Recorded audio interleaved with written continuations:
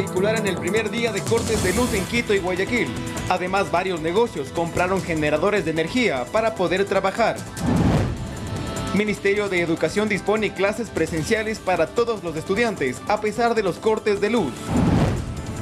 Contraloría inició un examen contra la prefectura de Pichincha. En el documento se señala que Paola Pavón tiene 26 asesores, que supera el límite permitido.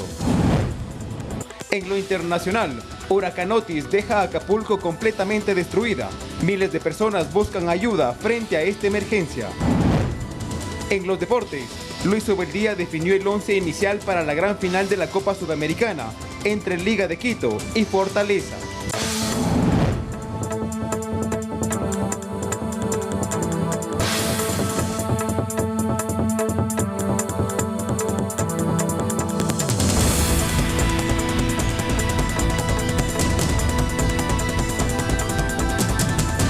Amigos televidentes, muy buenas noches y gracias por acompañarnos en la emisión estelar de Noticias 7 este viernes 27 de octubre. Estamos listos para brindarles toda la información. Fernando, ¿cómo estás? Buenas noches. ¿Qué tal, Meche? ¿Cómo andas? Un fuerte abrazo para ti y para todos. Llegó el viernes, ¿ah?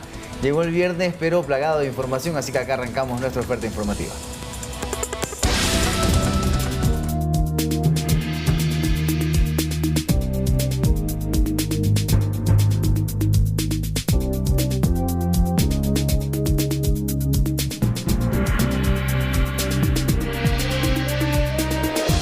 En Quito, el tránsito vehicular se complicó en el primer día de cortes de luz, ya que los semáforos no funcionaron. De su parte, la Agencia Metropolitana de Tránsito dispuso más uniformados para controlar el flujo automotriz.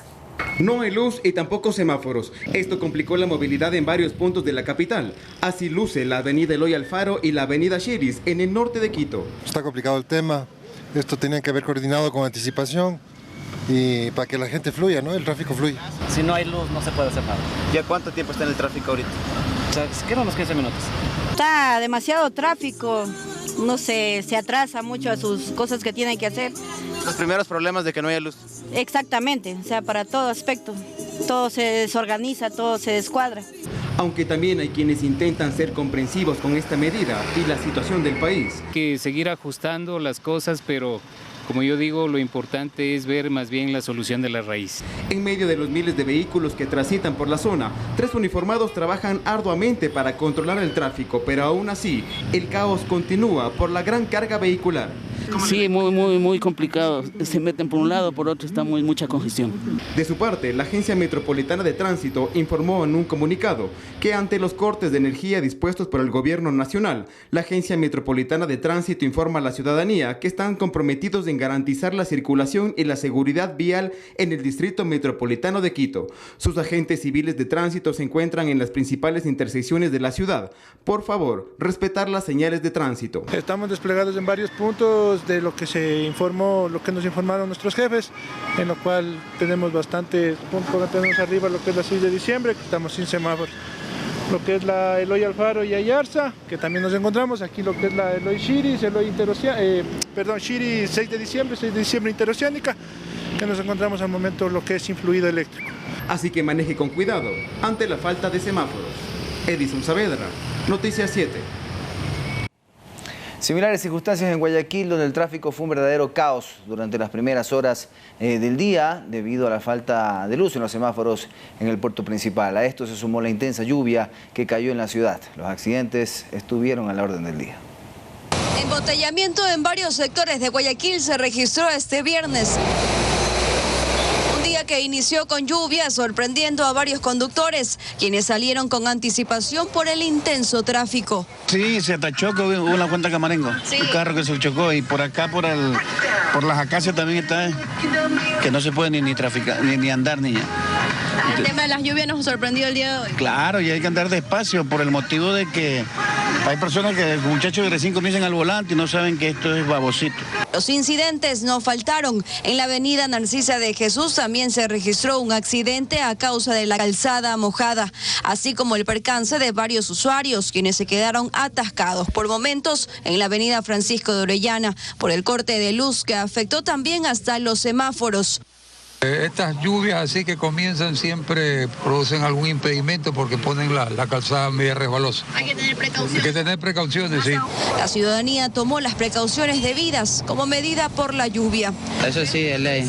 Sí, manejar con precaución y estar atentos, no igual a los carros que pasen, que son más los accidentes que se vienen. Las Américas fue una de las vías más afectadas por el tráfico. En otros sectores, norte, sur, centro de la urbe porteña, también se registró embotellamiento. En el primer día de corte de luz, los generadores de energía comenzaron a agotarse en varios locales comerciales. La ciudadanía busca la manera de abastecerse de luz para sus casas o negocios. Los cortes de luz persistirán un par de meses hasta que llueva en el oriente ecuatoriano y las hidroeléctricas puedan generar energía.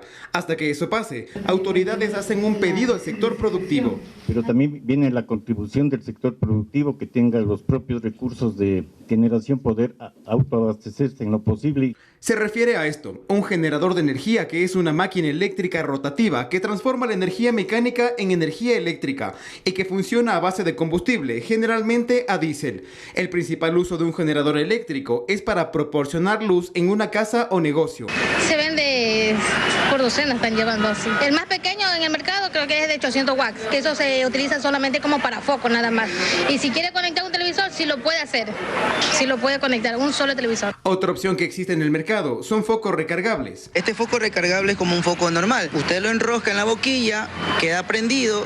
Al momento de que se haya un apagón, no haya luz, el foco automáticamente se prende y tiene una duración de 8 horas. ¿Cuánto cuesta aproximadamente? Este está aproximadamente de $8. Si lleva por cantidades del cuarto en adelante, se le hace un descuento. Estas son solo algunas alternativas que la población tendrá que aplicar hasta que la situación mejore. Pero creemos que, repito, que para la Navidad ya tendremos normalizado el servicio. Edison Saavedra, Noticias 7. Y tras el anuncio de los apagones programados, lógicamente surge la preocupación del posible daño de los electrodomésticos por la variación del voltaje. En la siguiente nota, algunas recomendaciones para evitar afectaciones. ¿Qué pasa con nuestros electrodomésticos cuando se genera un apagón eléctrico? Edwin Vallejo, técnico en reparaciones, explica que los equipos no se ven afectados cuando se va la corriente eléctrica, sino que el daño se produce al retorno. Cuando regresa la luz, digamos, viene con más potencia. Nadie está consumiendo, pues este es el momento que se queman los aparatos. Por esto la recomendación en casa sería la siguiente: desconectar los electrodomésticos luego del apagón, utilizar protectores de sobretensión y cuando regrese la luz esperar por lo menos 10 minutos antes de conectar los electrodomésticos. Recomendación, digamos, ponerle el regulador, porque el regulador le regula todo el voltaje, digamos, los picos que vienen, le mantiene los 110 exactos y no se van a quemar. ¿Y cuáles son los electrodomésticos que se pueden ver afectados? ¿O qué equipos electrónicos? No, en consecuencia, todos los aparatos electrónicos, todos los que trabajan con luz se ven afectados porque las descargas son muy fuertes. En cuanto al refrigerador, para mantener el frío, se recomienda que abra lo estrictamente necesario. Y si los alimentos congelados pierden la temperatura por más de 4 horas, para evitar infecciones gastrointestinales, debe desechar esos alimentos. Y en caso de que alguno de los electrodomésticos se vea afectado, puede presentar un reclamo en la unidad de la empresa eléctrica de su zona distrital. Manuela Bedón, Noticias 7. El presidente Guillermo Lasso explicó a través de su cuenta de X que la causa para la falta de generación eléctrica es el peor estiaje de los últimos 50 años y que un proyecto para solventar el inconveniente toma entre 2 y 3 años para su ejecución. El jefe de Estado agregó que se prevén 167 megavatios de Termoesmeraldas y 20 de CENEL hasta finales de octubre, 100 megavatios en noviembre de la central hidroeléctrica sopladora 54 provenientes de nuevos motores Hyundai que estarán operativos en enero y 80 megawatts generados por la importación de gas a Termogas Machala. Aseguró Lasso que se entregarán títulos habilitantes al sector privado para que en enero ya se generen al menos 250 megavatios.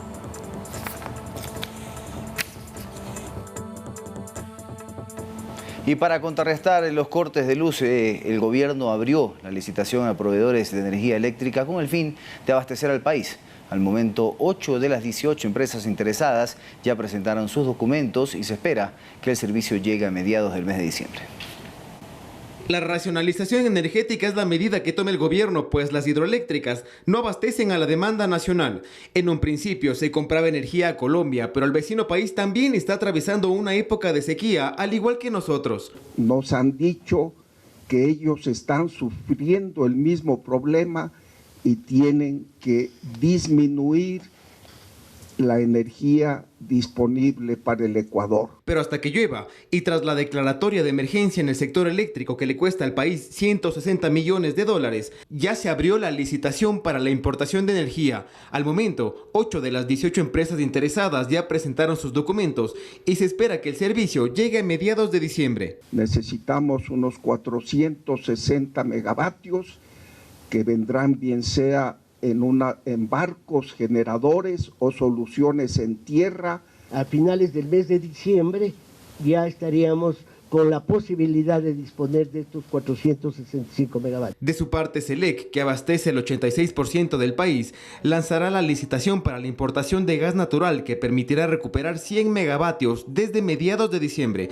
además de otras acciones. El día lunes ingresará la central Termo Esmeraldas con 125 megavatios, luego de concluidas las actividades de mantenimiento, y el día miércoles 1 de noviembre 42 megavatios adicionales correspondientes a la central Termo Esmeraldas 2. Según el ministro de Energía, el Estado ya no puede abarcar la totalidad del suministro eléctrico y ahora debe ser el sector privado el que abastezca al país.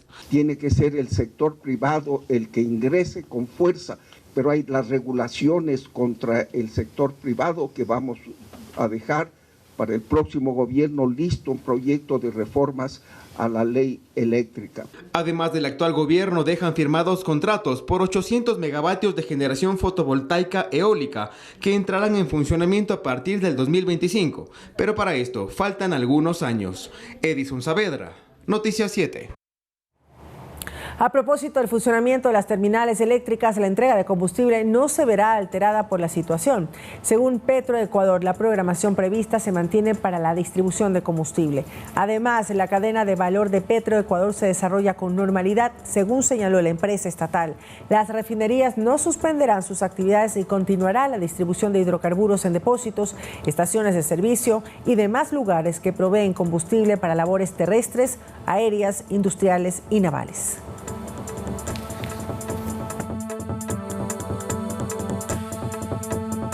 Y las clases a escala nacional no serán suspendidas por los cortes de luz, según informó el Ministerio de Educación. La cartera de Estado ratificó que la jornada educativa se mantiene presencial en unidades educativas fiscales, municipales, fiscomisionales y privadas. Por el momento no hay autorización ni disposición para que los estudiantes se queden en sus hogares en los horarios que no habrá luz. Sin embargo, el Ministerio aclaró que se realizará un monitoreo constante en los sectores donde exista suspensión del suministro eléctrico para anunciar nuevas medidas de ser el caso.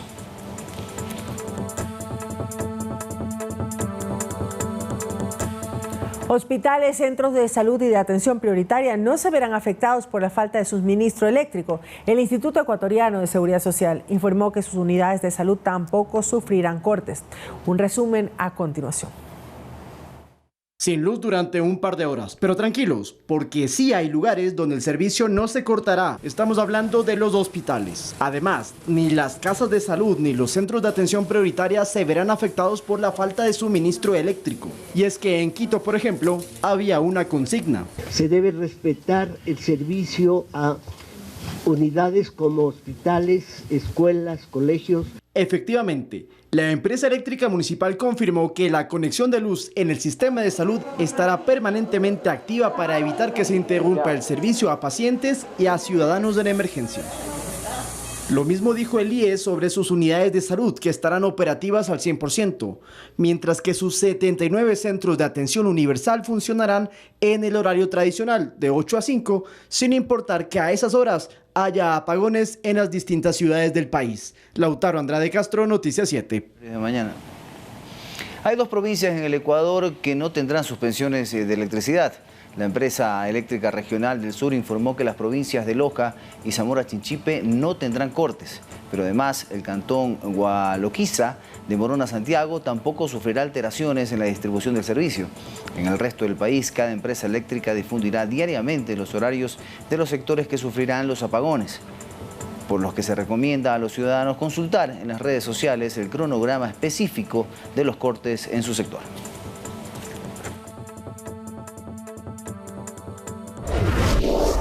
Cambiamos de tema. La asambleísta Pierina Correa, que presidirá la primera sesión del Legislativo, anticipó cuándo se convocaría al resto del Parlamento para su posesión.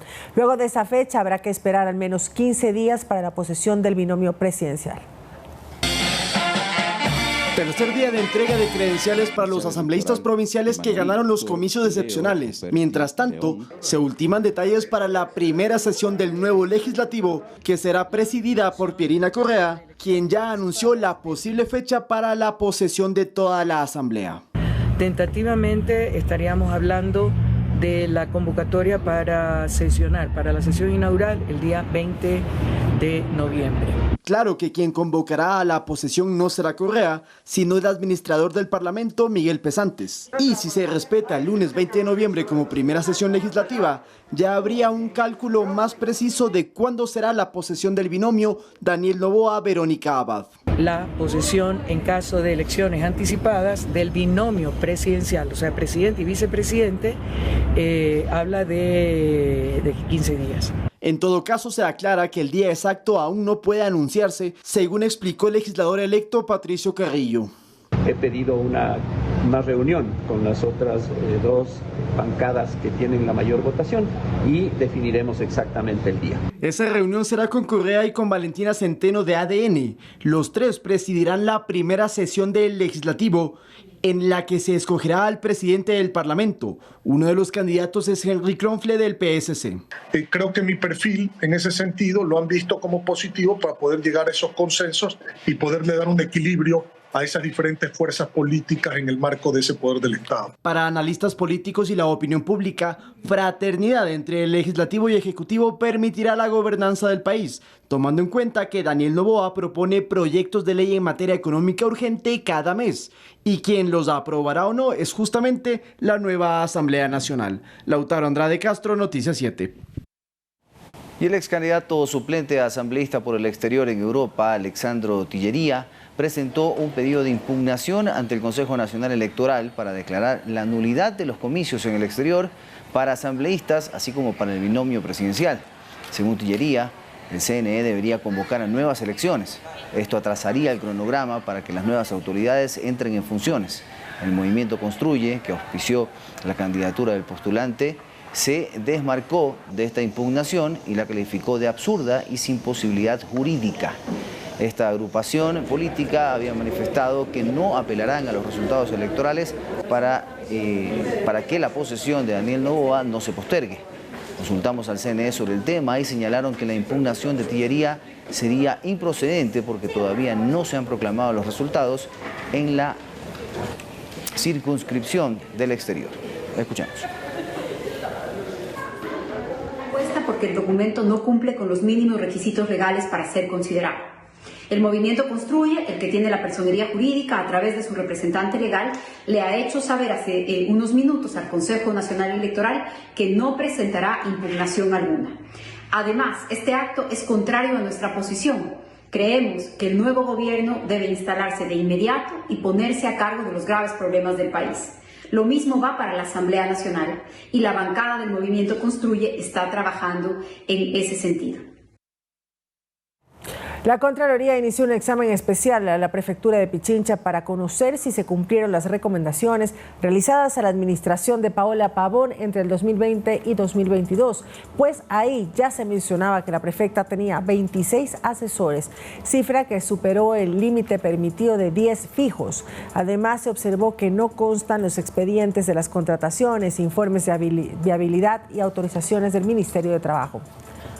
Ante los cuestionamientos públicos en medios de comunicación, la Prefectura de Pichincha respondió a través de un comunicado donde señalan que se establecieron 10 recomendaciones sobre las que Pavón dispuso su inmediato cumplimiento. Si la Contraloría ratifica las irregularidades en las contrataciones, Pavón podría ser sancionada hasta con la destitución del cargo.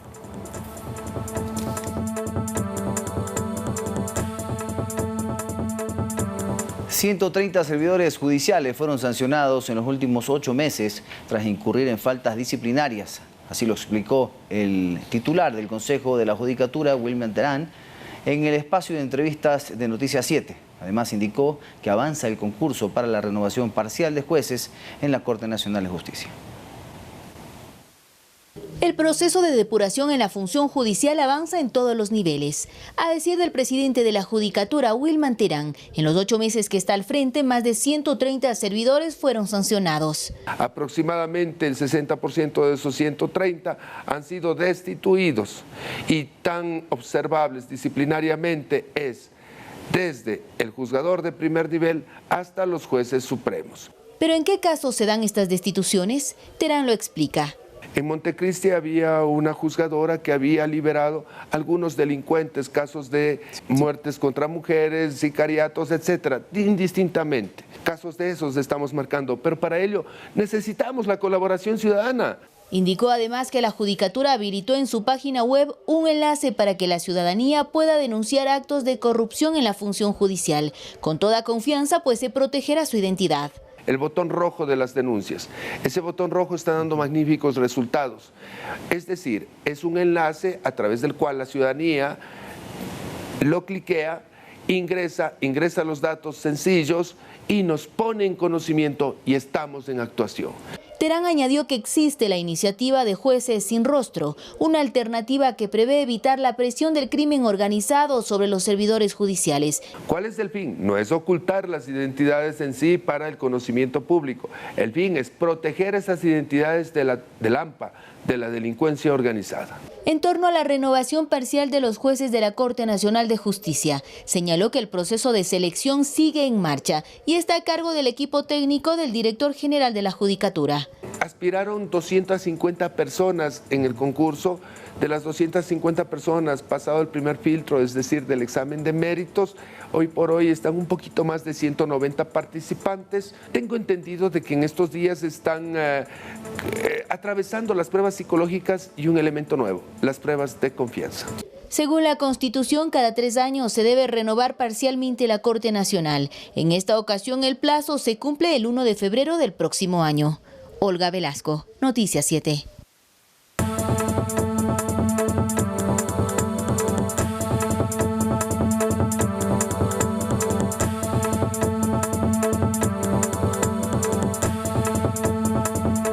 Imágenes y videos difundidos por redes sociales muestran la devastación causada por el huracán Otis que afectó la costa mexicana de Acapulco. Los residentes de ese lugar buscan ayuda frente a esta emergencia.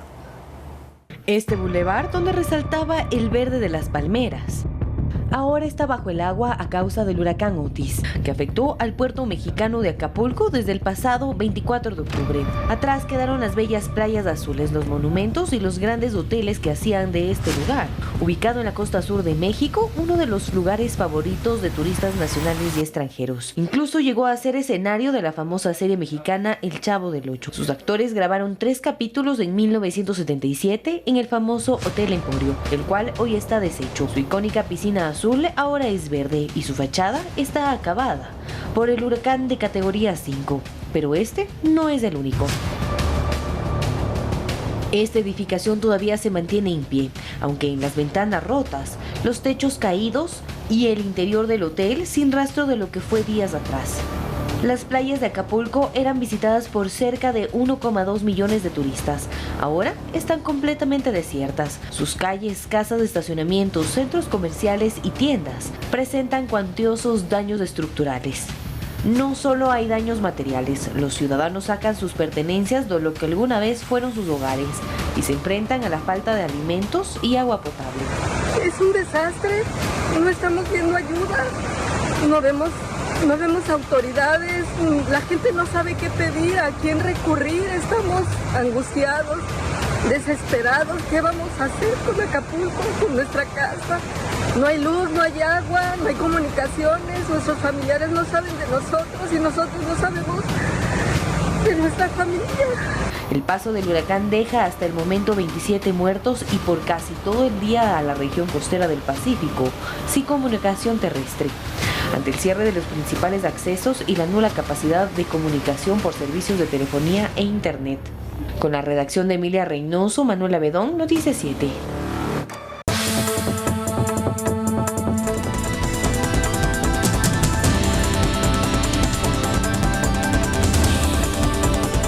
Este 27 de octubre se llevó a cabo un evento de conmemoración por los 103 años de la creación de la aviación nacional y además el Día de las Fuerzas Armadas Ecuatorianas. El presidente de la República, Guillermo Lasso, dio a conocer que la inversión para el fortalecimiento de las acciones operativas es de 400 millones de dólares.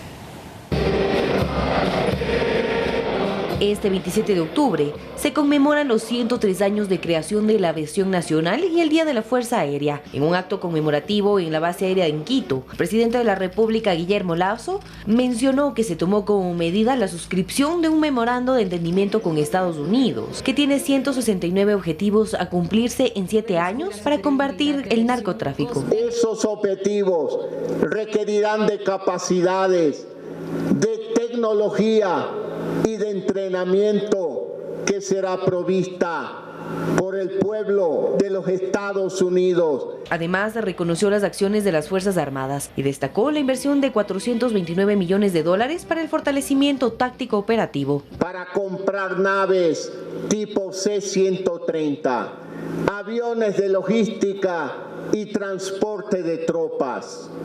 Se recuperarán 10 aviones Super Tucano para interceptar naves que transporten droga. Y agregó que ha comprometido a una inversión de 600 millones de dólares tras culminarse su periodo.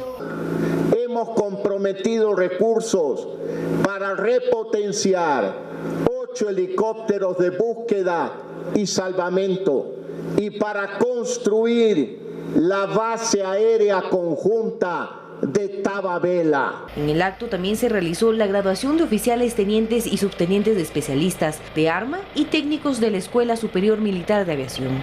Manuela Bedón, Noticias 7. Pedro Soledispa, presidente de la Junta Parroquial de Salango, en Manabí, fue asesinado la noche del 26 de octubre. Informes preliminares señalan que la víctima se encontraba en su casa descansando cuando hombres armados llegaron y le dispararon. El municipio de Puerto López expresó su nota de pesar. En un comunicado lamentaron la muerte de Soledispa y suspendieron hasta segunda orden todas las actividades programadas por esa alcaldía para este viernes 27 de octubre.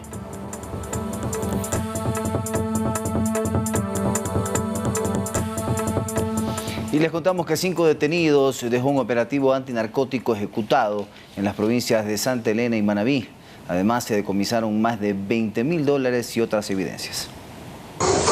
Luego de más de 18 meses de investigaciones, agentes de la Policía Especializada, con apoyo de efectivos de unidades tácticas y en coordinación con la Fiscalía, ejecutaron varios allanamientos en las provincias de Santa Elena y Manabí para desarticular una organización delictiva involucrada en el envío de grandes cargamentos de droga al extranjero.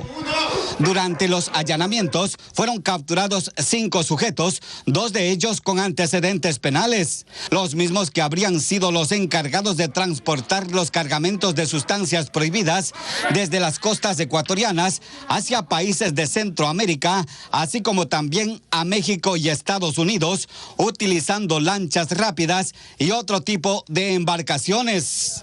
Durante la redada, los agentes de inteligencia policial decomisaron más de $20.000 en efectivo, equipos de comunicación y otras evidencias con las que los 5 sospechosos capturados quedaron a órdenes de las autoridades judiciales. Una banda delictiva fue capturada con apoyo de efectivos de las Fuerzas Armadas, donde sometieron a 4 sujetos que se movilizaban en un taxi amarillo. Luego de varios atracos perpetrados en los últimos días en el sector de Sauces, norte de Guayaquil, así como en la vía a San Borondón, donde 5 sujetos que se movilizaban en un taxi amarillo habrían ejecutado varios secuestros de extorsivos, así como asaltos y robos a mano armada, entre otros delitos, agentes de la Policía Judicial ejecutaron un intenso operativo que terminó la noche de este jueves en la ciudadela Atarazana, donde hubo un cruce de disparos entre delincuentes y uniformados. Un tiroteo terrible, sí, venían persiguiendo la policía, al parecer venía persiguiendo a los delincuentes desde Sauce, según la información que nos dieron. Ya. Ajá. ¿Y se escucharon los disparos? Terrible, fue una cosa terrible. Luego de una intensa persecución desde el sector de Sauces, los sujetos fueron ubicados en la avenida Pedro Menéndez Gilbert, pero el conductor del taxi sospechoso trató de huir por la avenida Sufragio Libre, pero al llegar a la avenida Democracia se accidentó al tratar de evadir a los agentes de la PJ que venían en sentido contrario. Se escucharon alrededor de unos 15-20 disparos. Ellos intentaron interceptar primero lo que es un secuestro express, posiblemente en lo que es San Borondón. De ahí ellos venían previamente robando a una persona de Sauces, y desde Sauces fue toda la persecución. Con apoyo de efectivos de las Fuerzas Armadas que acudieron al sitio del cruce de disparos, los agentes de la PJ atraparon a 4 sospechosos, entre ellos del conductor del taxi amarillo, el mismo que habría sido utilizado en varios atracos que eran investigados por la policía. Cuando había un señor que estaba de blanco justamente ahí sentado con los militares, él confesó que era también parte de la banda como conductor. ¿El conductor del taxi? Ajá, el conductor del carro. Los agentes de la Policía Judicial continúan con las investigaciones para capturar a los demás integrantes de esta peligrosa banda y decomisar las armas de fuego que habrían utilizado para amedrentar a sus víctimas durante los hechos delictivos que habrían quedado registrados en cámaras de videovigilancia instaladas en los sitios que cometieron los atracos.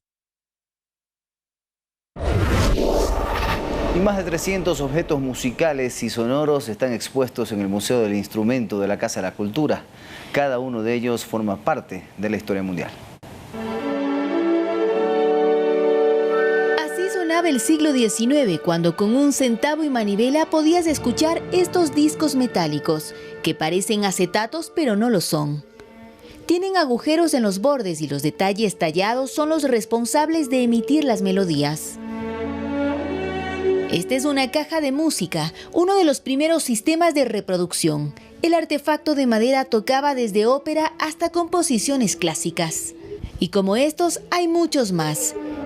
Esta, por ejemplo, es una trompeta de finales del siglo XIX. Tiene forma de dragón. Está hecha de bronce y, según los historiadores, solo la tocaban los miembros de la Guardia Real. Además, una de sus características es que fue fabricada por la familia Peliti, especializada en instrumentos de viento. La historiadora María José Carrión nos cuenta más. Eso es interesante porque muchos de estos instrumentos no tienen una historia individual, pero algunos de ellos podemos rastrearle a partir de los datos que estos propios instrumentos nos dan. Este pertenece a los más de 300 instrumentos expuestos en la colección permanente del Museo de Objetos Musicales y Sonoros Pedro Pablo Traversari de la Casa de la Cultura Ecuatoriana, ubicado en el centro norte de Quito. Y especialmente no ver a los objetos de forma aislada o como que están vacíos en el tiempo y en el espacio, sino devolverlos a un contexto cultural. Sin embargo, hay más de 1.200 instrumentos que están guardados o en proceso de restauración, como estas flautas, que están hechas de huesos de animales. Pero según Elita Mena, conservadora del museo, los registros indican que algunos son huesos de personas. Nosotros estamos viendo la humedad que tiene, viendo que no exista xilófagos o bichos que pueden hacer daño a la parte materia. Este museo abre sus puertas desde las 9 de la mañana hasta las 4 de la tarde. El acceso es gratuito para quienes decidan visitarlo. Ahí podrán disfrutar de la historia de nuestros antepasados a través de la música. Con redacción de Emilia Reynoso, Olga Velasco, Noticias 7.